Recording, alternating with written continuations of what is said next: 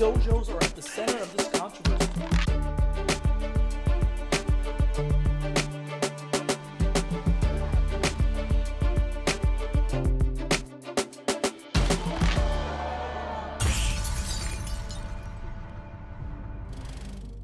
What's up, guys? Dave from Team Rubalcaba Network, TRN Cobra Kai Theories. What is up, guys? It is New Year's Eve, and what is happening? Videos are dropping like crazy. This is the TRN marathon of videos.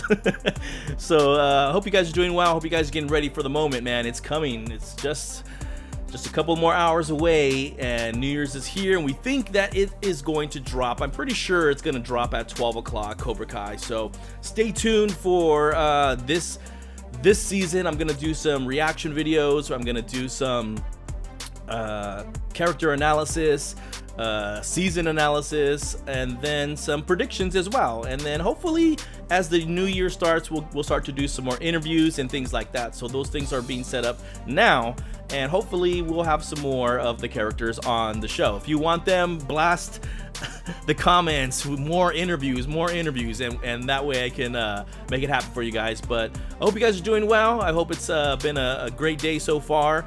And who do we have to talk to? So I saved some of the best for last, guys, if you haven't figured it out yet. So that way you have something to watch getting ready for tonight's New Year celebration. And if you're watching this on the replay, that's okay too. I appreciate you showing up. And by then, on the replay, you have probably already seen season 3. And so what we're gonna do is do some character analysis. Now, I like doing this. This is something that I always do anyways. I don't always do it in this format where let's kind of take you back to their past and then kind of talk about how it led up to the future. But in every character, I like to really do some analysis of their personality, and it often dictates choices and how they live their lives. And so that's what we're gonna do with Johnny. Johnny's actually become one of my favorite characters, and what was remarkable, if you watch the Daniel episode, is I give a lot of credit to the creators, because these creators took these characters and turned them inside out. I mean, you took the villain from Karate Kid, who was Johnny, and turned him into the hero and find redemption and built the storyline around him. Meanwhile, we look at Daniel, and Daniel, it has characters been switched, completely inside out as well. So the remarkable writing from the characters to make us look at these characters in such a different light. And because of that, I think the dynamics of these characters has grown, and that's why the show's so successful, is because you took something that we thought we knew and you proved us wrong. And so it's great to really look at the evolution of these characters, because I think it also helps you understand the trajectory of where they might go. And so let's do that. So let's kind of get into Johnny's character. So let's pull up those slides. Once again, big shout out to all the creators, you guys, that I work with. I love you guys. All their links are in the description. Make sure to show them some love. Show them that, or tell them that TRN sent you. And let's just kind of get into it. All right, guys, let's do this. So let's talk about Johnny, guys, and they're just gonna randomize the slides. I stopped trying to put them in order because I'd always have problems with them, but so they'll just run in the background. Let's talk about the beginning. So there's some things that we learned about Johnny. Let's start with from the obvious from Karate Kid, and then we'll talk about some insight that we learned from Cobra Kai series to that character in Karate Kid. So there he is. There's Johnny Lawrence, the karate all-star of Cobra Kai, and kind of a real chip on his shoulder, man. Really. And the perception of this character is that he's just a badass, full of confrontation, hates Daniel. Why? Because in his eyes, Daniel stole his girlfriend, Allie. We all kind of know this, right? And then continues to make Daniel's life miserable in the Karate Kid. He is Daniel's arch nemesis in Karate Kid. And what I loved about his character in Karate Kid was that he seems like it's like David and Goliath, right? Like you have this small Daniel LaRusso, doesn't look fit, doesn't have any skill set, and then you have someone like him, that like Johnny, that is just a badass, man, tough guy, really tough guy. So I will tell you a little bit about what we learned from season 1 and season 2, as perceptions have kind of slightly changed. We know that Johnny grew up privileged, and we didn't really know that in the Karate Kid series, but we do know now that he grew up privileged, that his stepdad, Sid, was a big influence on him, that he had a lot of anger inside him. You can see it on that picture, and I don't know why it's randomizing those same exact pictures, but anyways, there's like 20 pictures in there. I don't know why it's doing that. But anyways, we know that there's a lot of misplaced anger inside of him as well. And we learned that from Cobra Kai. We learned that he's had a rough childhood, that he has a lot of anger inside, and that karate has been the place that he's been able to kind of unleash that and let it come out. And because of Daniel, he has someone specifically to let it out.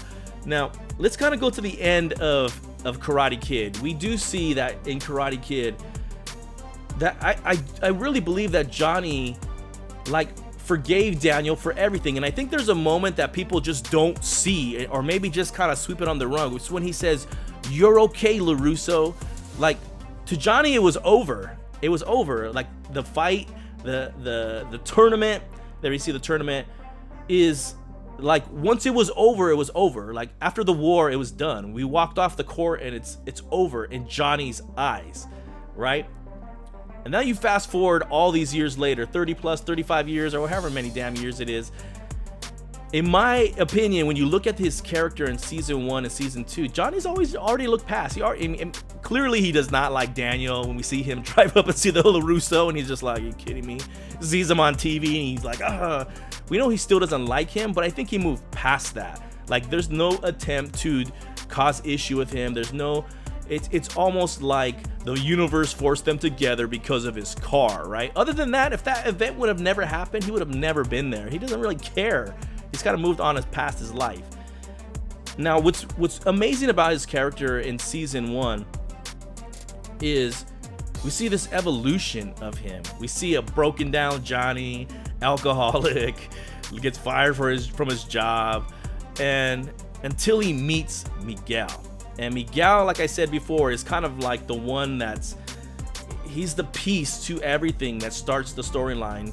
But he starts to see this kid, man, that, after that fight at the liquor store of him, we see that flash of the old Johnny when he does that kick to Kyler's face, which was great. And then he's like, "My hamstring." That would be me now, trying to get on a treadmill. My hamstrings, I'd be on the ground. But we see this bond begin to take place with him. And because of that money, because of Sid, he's able to open that dojo, and their bond begins. And so through that bond, we see this growth in his character that maybe, just maybe, everything he learned about Cobra Kai, there you go, a picture right there, has possibly led him to this point in his life, and he's going to change it. He's going to change it. He's going to change the trajectory. He wants to be a better person. He wants to be a better version of Kreese as a sensei. And also he wants to be a better father-like figure to Miguel. And even through all of those processes, you learn about how he was a crappy dad, how he abandoned Robbie as a baby. Like, he takes full accountability. This is the difference between, in my opinion, Johnny and Daniel at this moment, before season 3, at this moment, is Johnny takes full accountability for the crappy things that he's done in his life, for all the mistakes he's made in his life. He takes accountability, and he shares that with Miguel. Miguel's like, "Sensei, you don't have to tell me." He's like, "No, I need to say this." It's almost like he's been waiting to get that off his chest for most of his life. Now, because of that evolution with him, we know that something's on the horizon to pull him back, and that person is Kreese. When Kreese steps into that dojo at the end of season 1, we know something bad is coming, right? And through all of season 2, we see the evolution of him and Kreese trying to work together. But we know that there's like conflict. We know that there's this inner conflict between their teaching styles and what they believed in. You can see it on Kreese's face when he's disappointed, when he's like, "Oh my God, these guys are part of Cobra Kai," right? And we know that Kreese masterfully injected himself into that dojo so that he could take it away. And at the end of season 2, you start to see his character recess back to who he was before, right? Back to the drinking. We see in the trailer, back to you know, being tossed in jail, fighting someone, which we still don't know who he was fighting with, black eye, and he's in jail. And it's almost like his character is falling from grace. And I think this has to happen to him. He's not used to staying on the course. And if you don't understand that, that means he's trying to live a different life. He's trying to find himself. He's trying to be a better version of himself. But it's only been maybe a year. And so he fell off the wagon. When something bad happened, he fell off the wagon. And now he's going to have to find redemption. And this is where the storyline kind of merges into season 3 with him. There it is, like on cue, where now Johnny and Daniel may have to become an alliance and may have to fight for something in his life. And you can see through some of the trailer that it looks like he's starting to figure that out. He's starting to figure out that he's got to do something, whether it's to protect, you know, Robbie, train Miguel. And I think really Miguel is the thing that kind of snapped him out of it. I think he went on a couple day binge of him like losing himself. But to be there for Miguel, he had to figure out that he has to get back on the path. And it just happens to be that that path will keep him focused on helping Miguel, but not only helping him, but through, if you haven't figured it out yet, through helping Miguel, he's really helping himself. And we're seeing that side of Johnny, the softer side, the emotional side, which is hard to see, by the way. The moment that he's looking at Miguel in the hospital at the end of season 2, and you can see that he wants to cry. That's hard to see. This is a hardened man. So to see him break down like that, you know that there's a huge amount of love that he has for his student Miguel. So I think he's on the path for this redemption again, to right the ship. And I think he is gonna do it in a badass way with a ton of sarcasm, but also a ton of grit and fight. And there ain't no quit in Johnny, man. There's no quit in him. Daniel, sometimes. Johnny, no.